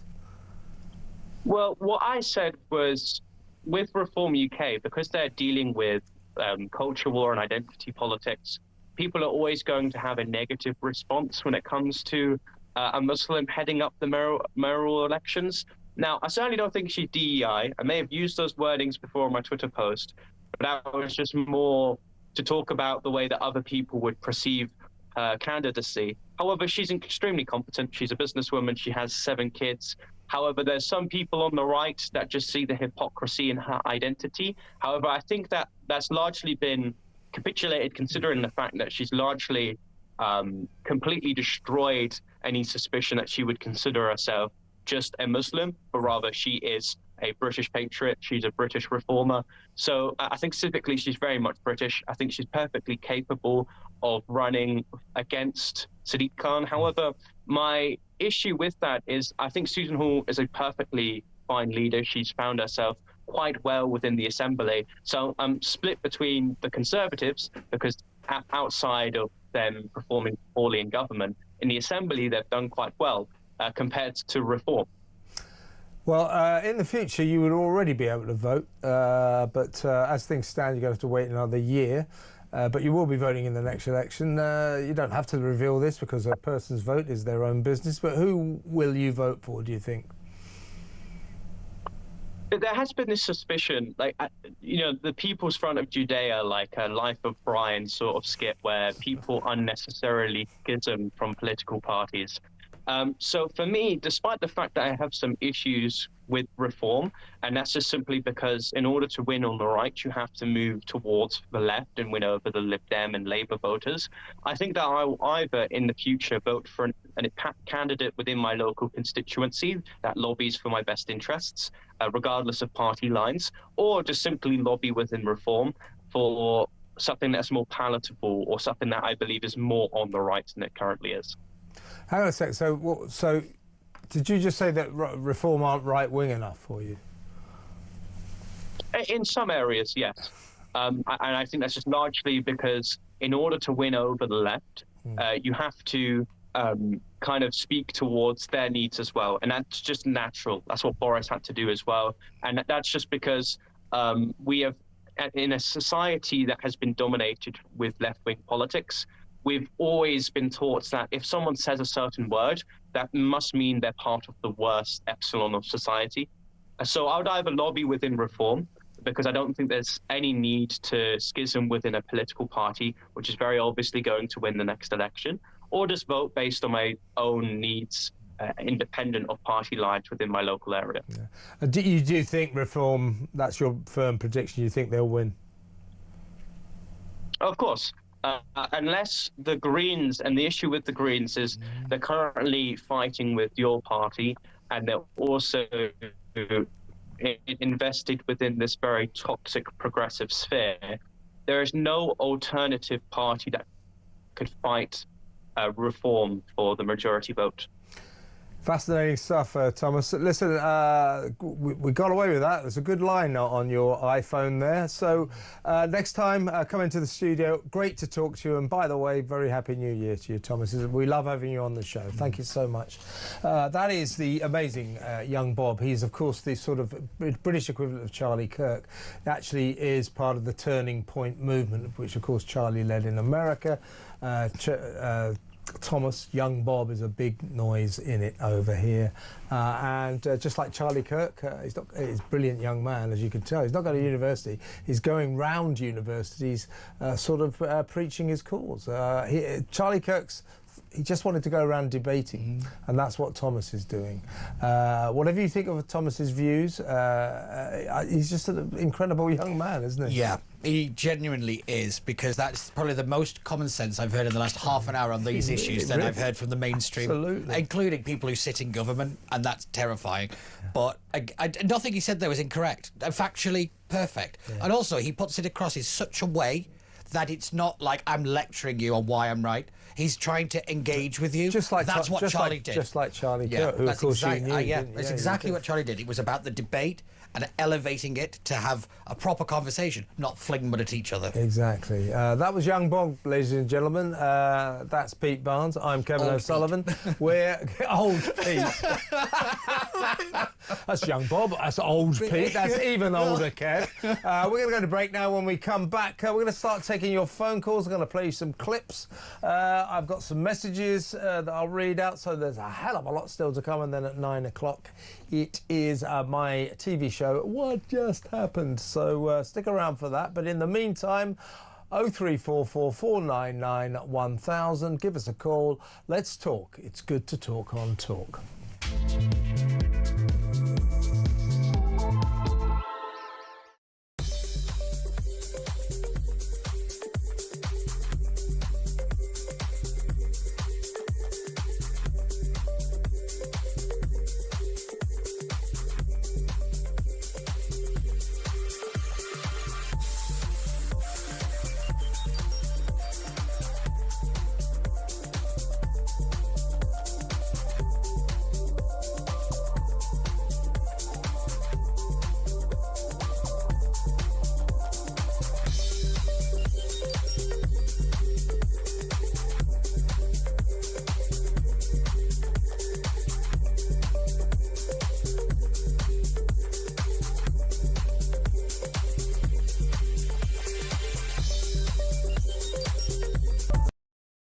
Across the UK, on DAB+, on YouTube, on your mobile, and on your side. This is Talk. Welcome back. Now, we're going to take your calls now in just a second. 0344 499 1000. I'll read a couple of your messages as well. But first, you've got to watch this because in about 25 minutes, it is What Just Happened, my amazing TV show. And here's a little taster of that programme. You got another question, Ash? Yeah, this is from the Moron Finder General. Who is this random... You found a few here. Who is this random drunken tramp? Is that me? It must be you. No, that's you, isn't it? No, I'm Ash. Nice to meet you. Yeah, random the local area. tramp. But, you know, yeah, you can hear me on Talk, 7 on a Thursday and Friday. No, 10 on a Thursday and Friday. So we have a section, if you haven't seen the show before, with viewers, what do we call it, the complaints department, where viewers, you get all these messages on YouTube and that. We get about 3,000 to 4,000 a week. So we go through them, we read some of them out. Somebody said that thinking about, of course, that's old Ash there. Old Ash. Old Ash, yeah. Not young Ash, old Ash. Amanda Devlin from The Sun also on the show, and me, of course. But anyway, somebody sent in asking about Ash. Who is that random old drunken tramp? Oh, God. He got a bit shirty about it, old Ash, but Really? you know, No, I thought it was. They said, "Who is that random drunken old tramp?" And I said, "That is an absolute disgrace that anyone should say that you're a random drunken old tramp." Ash, because there's nothing random about you at all. Yeah. The rest of the statement was entirely accurate. Let's go to the calls. And very pleased to say, because she's one of my favourite callers, it's Joan from Sunderland. Hello, Joan. Hello to both of you. And could I say I love hearing that young man. Isn't he amazing? He is, what a lot of sense he talks. Yeah. Well, Pete Barnes and I, we sit here and he you know, says, so what do you think about Donald Trump? And he just sort of says it and we go, yeah, that's it. Wish I had put... He is a brilliant young man. I totally agree, Joan. What would you like to say about the language barrier at schools, yeah? Oh, well, I don't think it's just about cost. It's also about availability, because usually you move or you live in an area where you're in a catchment area for your school. And if you already have one child going through the school and you've got a younger one hoping to go to that school, will there be a place available for them? Because you've got at one side people coming in who can't speak English.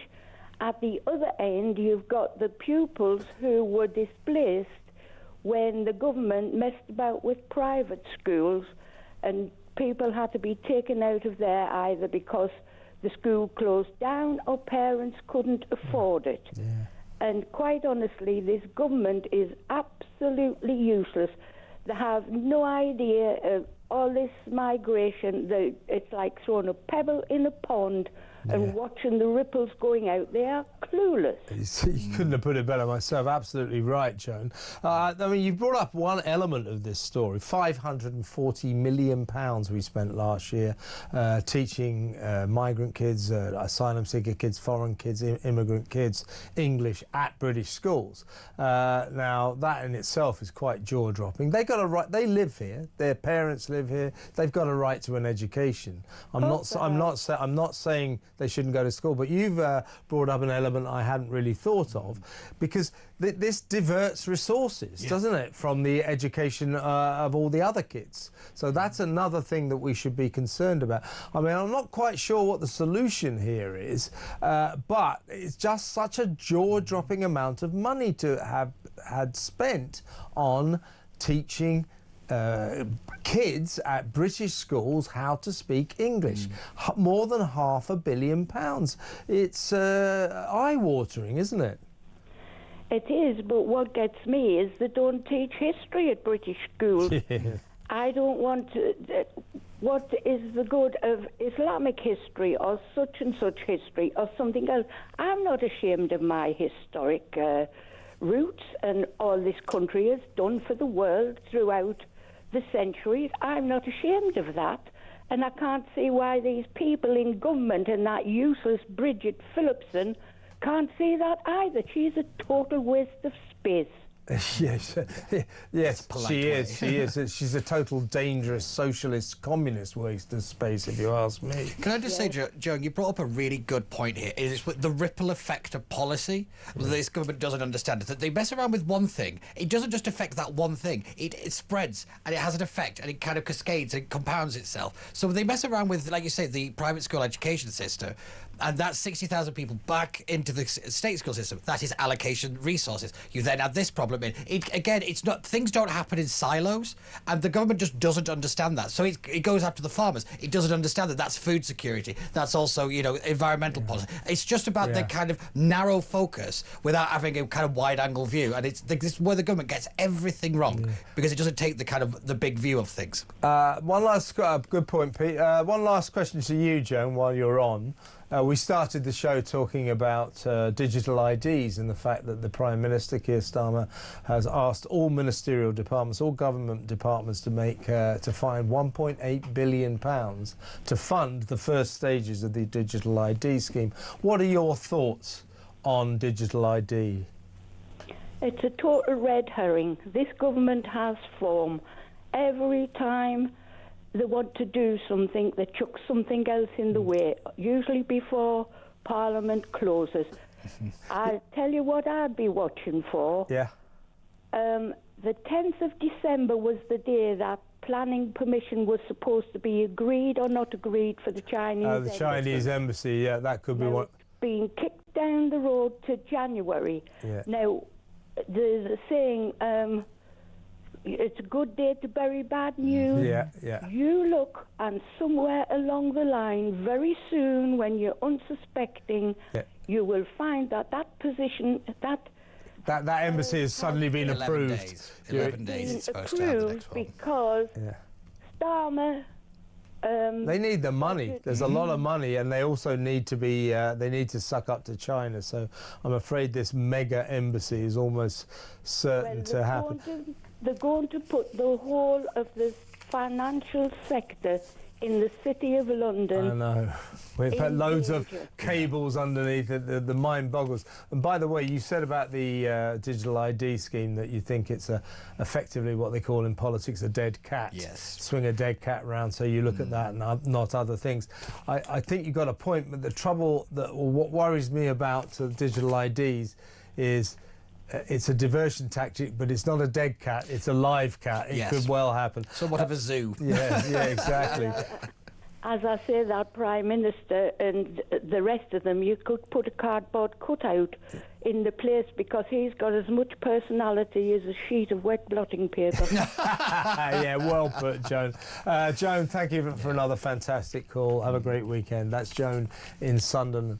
Let's go to break now. When we come back, we'll take some more calls. I'll read some more messages.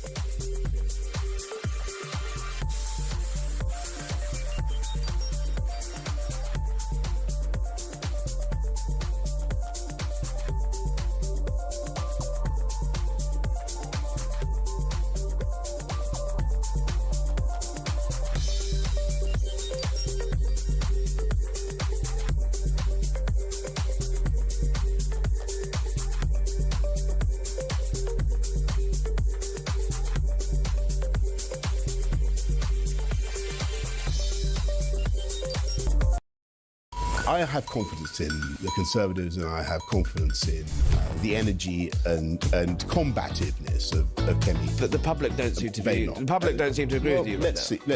Now, Raw soap opera meets the Epstein files. Prince Andrew's ties to Epstein already represent one of the monarchy's greatest reputational meltdowns. This 10-page birthday letter you wrote to Jeffrey Epstein makes a pretty cringeworthy reading. I find them very embarrassing to see. First convicted, first indicted, you continued a business and personal friendship. It was not a business Not a business relationship. Across the UK, on DAB+, on YouTube, on your mobile, and on your side. This is Talk. Welcome back. We're going to go back to the phones in just a second. But first, time now to find out how you could be in with a chance of winning a trip of a lifetime to San Francisco. Talk is giving away flights, a 3-night stay at a 4-star intercontinental hotel, and £2,500 spending money, plus tickets to the Super Bowl to top it all off. Listen to find out how you can enter. Text TALK to 83338. Text costs £2.50 plus your standard network rate. Or call 0343 418 7260. Lines close 22nd January 2026, 4 p.m. That's when you'll need to answer your phone if it rings. 18 plus, UK residents only. This is a network promotion. Full T's and C's at TalkSport.com. So for your chance to win, text TALK to 83338 now. If you're going to San Francisco, be sure to wear some flowers in your hair. Yeah, you know that song? That was Scott McKenzie. Scott McKenzie. Yeah. So remember that song? If you're going to San Francisco, be sure to wear some flowers in your hair. So I, when I was a kid, right, I was very young when that was. I thought it was, if you're going to San Francisco, be sure to wear some flour in your hair. So I thought the idea was that you get your poured flour. And I said to my mum, why do you have to pour flour on your hair before you go to San Francisco? She said, Kev, I think you got the song a bit wrong there. But that's me again. I always get everything wrong, don't I? Let's go back to the phones. We've still got about 10 minutes, and let's talk to Roy in Hampshire. Hello, Roy. Hello, Kev, my old mate. How you doing? Happy New Year, by the way, mate. And you, mate. I see we let you win the other night with 10 men. Yeah. You played off the park, mate. Played off the park. We owed you one, mate. We owed you one. Yeah. Listen, mate, you've got, on the bottom of your screen, watching the telly, you've got 540 million. You're talking about these IDs, over $1 billion. Yeah. How many tanks would that buy, fella? Yeah, exactly. This is what I'm saying, Roy. This is what Pete Barnes and I have been saying. The horror of what's happening with these digital ID cards is that, you don't want them, I don't, nobody wants them, we don't need them because, we're functioning. They're not necessary, but he wants to get other department, or every government department, to make significant savings to raise £1.8 million for these digital ID cards that no one wants. And you're quite right, we should be spending that money right now very seriously on defending this nation. We've got an army about the size, that you couldn't fill a football stadium with, and we've got pea shooters for weapons. We need to defend this country. Apparently we've got a £28 billion military defence shortfall, and he's going round taking money off the Ministry of Defence to fund the digital ID scheme. It's just insane, isn't it, Roy? It is. Kev, when we went in the Falklands, we didn't have the right kit. When we went into the second Gulf War, we didn't have the right kit. When we went into Afghanistan, we didn't have the right kit, mate. Yeah, but what's coming down the tracks, Roy? What's coming down the tracks is World War III. We haven't got any kit. Yeah, we haven't got any kit. That's our problem now. Yeah, but if we put our boys into Ukraine, mate, we're Russia's biggest enemy. They hate us. You imagine what they would do if they captured some of our blokes. They'd be on the telly every night, mate. Starmer's saying we're going to do that if there's a peace deal. So I don't think it's going to happen tomorrow. But, the question there, Roy, is that, where are we going to get these soldiers from? As I say... we haven't got them, mate. We've got to start national service again. Our entire military, Army, Navy, Air Force wouldn't fill Wembley Stadium. No. So once upon a time, we had 300,000 on the Rhine, mate. Once upon a time. I know that on the Rhine alone, exactly. We are seriously depleted, and this Prime Minister of ours is spending money on something none of us want, that the nation doesn't need.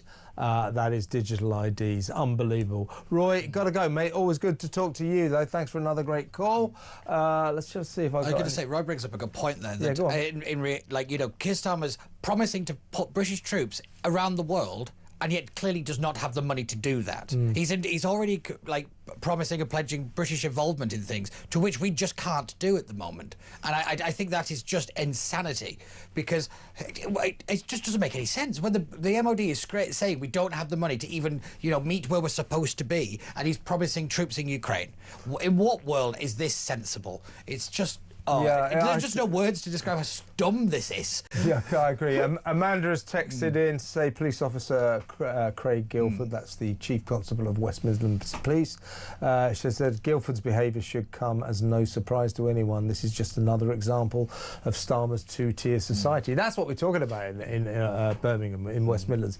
Absolutely epicentre of two-tier policing. On that one, I will say he's not allowed to resign. He has to get fired. Yeah, he should get fired. He has to get... Nobody gets fired. You know what happened? He won't... the way it goes, because there's no accountability in this country, he'll probably quietly step down in about 8 months on a massive, great pension. Happy days for him. It's exactly what they did to Michael Stewart, who ran Prevent. That's what they do. It's easy. Yeah. It's an easy way out. Right, everybody, it is time now to... well, what better way to finish the week? All but we've only got about 7 minutes until we go over to my show, What Just Happened. Highly recommended, 9 until 10 p.m. Don't forget to watch it. You can also watch Plank of the Week. It's on YouTube now. Both shows hosted by me. So get on YouTube as soon as this is over. But as I say, if you want to listen to What Just Happened on the radio, not watch me in vision, I can understand why. Very logical decision in many ways. It's totally radio friendly, so don't worry about that. Either watch it or listen to it, or both. Let's go, as I say, what better way to sort of bring the curtain down on another eventful, turbulent week here at Talk than by speaking to our favourite caller, Georgina from London. Hello, Georgina. Hello, my darling, and Happy New Year, Peter. It's the first time I've talked to you this year. Happy New Year, Georgina. Just let me get a pen so I can write this one down as well. Yeah. So you want to talk about digital ID? We're in a rage about this. Your thoughts? I'm in a rage as well, I've got to say. I've got a few things I want to say, my darling, and then I'm going to get out of your hair and get ready for your What's Just Happened show. Excellent. So instead of throwing billions of hard-earned taxpayers' money on yet another ridiculous communist ideology, Tony Blair's dream of digital ID, that the British public neither want nor need, this incompetent government need to prioritise the issues that need to be urgently addressed, like the defence and the welfare of our nation. We've got so many failings in this country, Kevin, that have been exacerbated by this Labour government. People can't afford to live, run their car, heat their homes, feed their family. We've got a serious cost of living crisis, and we're being crippled by incessant taxation. We've got no funding for our decimated defences or military. We can't even afford the finances or the manpower to man our own borders and stop dinghies full of migrants from breaching our shores. But this coalition of the incompetent, also known as the Labour government, would rather... Coalition of the incompetent, I like that, yeah. ...would rather plough billions into digital ID than spend the money to protect our country. So as we're not defenceless, which we most certainly are at the moment, the government already have all the identification they need in our already big brother society. We neither want, nor do we need any more ID. We don't want to be living in North Korea 2.0. Yeah, I think that's the sense you would, Georgina. I know Pete would. I would always oppose a digital ID scheme, but they are the elected government, and if they had the money to pay for it, I don't suppose there's much we could do about it. But they don't have the money.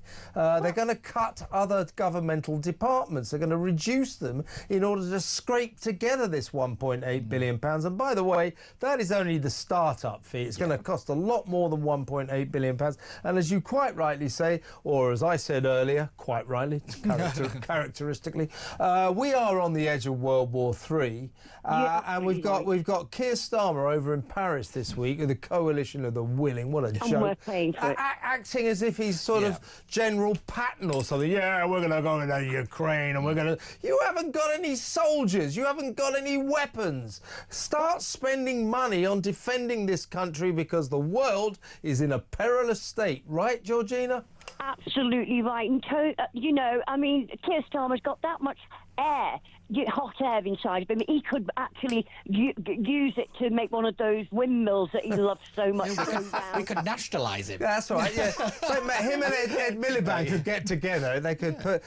so Keir Starmer could fuel Ed's windmills. Energy security solved one thing. Endless supply. He's got an endless supply.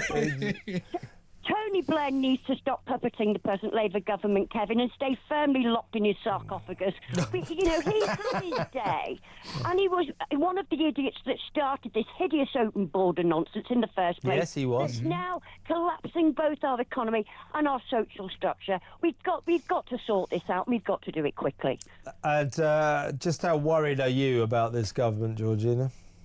Well, I think it goes beyond worry. I'm terrified of Yeah, I am what's to come. too. And if you know, if Keir Starmer actually is thrown out of his office, which I can see coming, I am absolutely mortified of who's going to take his place. Could you imagine Prime Minister David Lammy? Could you imagine? Yeah, don't put that out in the universe, Georgina. Yeah, well, I think almost worse than that. I mean, there is serious talk that very soon, because obviously Rachel Reeves is a waste of space. I think that with Rachel, it's come in, Rachel, your time is up. That she may go very soon. And guess who's going to take over? Ed Miliband. Oh, for God's sake. So I'm serious, Georgina. This week he was at the dispatch box.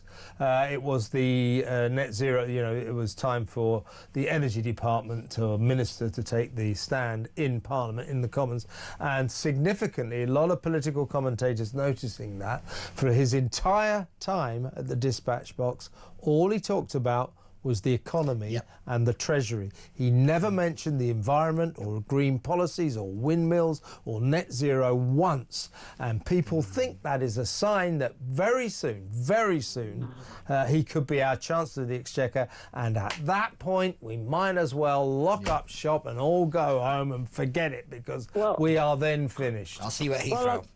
I tell you something, I would not leave Ed Miliband in charge of a house plant, never mind our country. The man is totally incompetent, and if he becomes the Prime Minister, then I'm leaving this country. Yeah, I think I'm going to put this question out next week. If you could afford it,